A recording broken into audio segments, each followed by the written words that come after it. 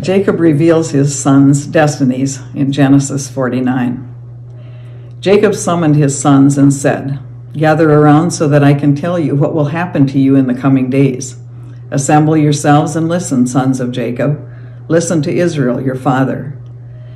Reuben, you are my oldest son, my strength and my first contender, superior in status and superior in might.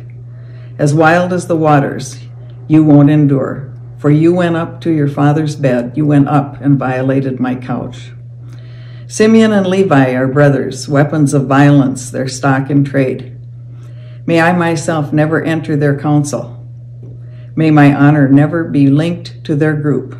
For when they were angry, they killed men, and whenever they wished, they maimed oxen. Cursed be their anger, it is violent.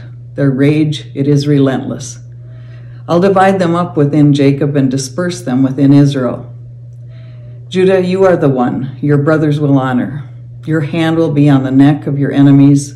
Your father's sons will bow down to you. Judah is a lion's cub. From the prey, my son, you rise up. He lies down and crouches like a lion, like a lioness.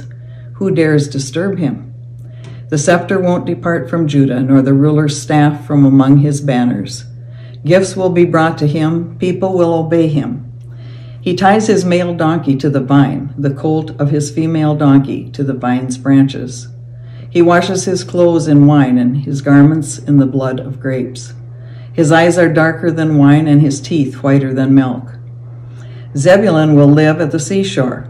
He'll live at the harbor of ships. His border will be at Sidon. Issachar is a sturdy donkey, bedding down beside the village hearths. He saw that our resting place was good and that the land was pleasant. He lowered his shoulder to haul loads and joined the work gangs.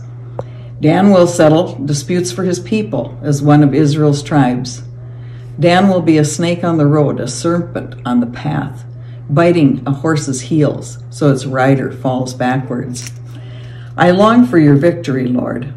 Gad will be attacked by attackers, but he'll attack their back. Asher grows fine foods, and he will supply the king's delicacies. Naphtali is a wild doe that gives birth to beautiful fawns. Joseph is a young bull by a spring, who strides with oxen.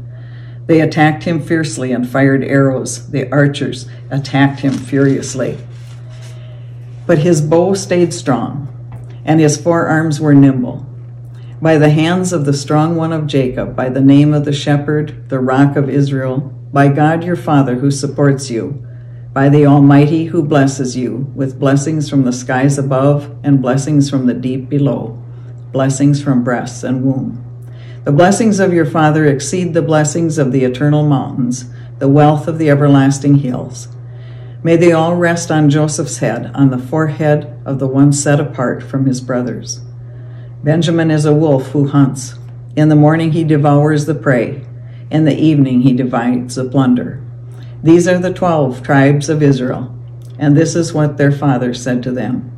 He blessed them by giving each man his own particular blessing. And next, Jacob's death and burial. Jacob ordered them, I am soon to join my people.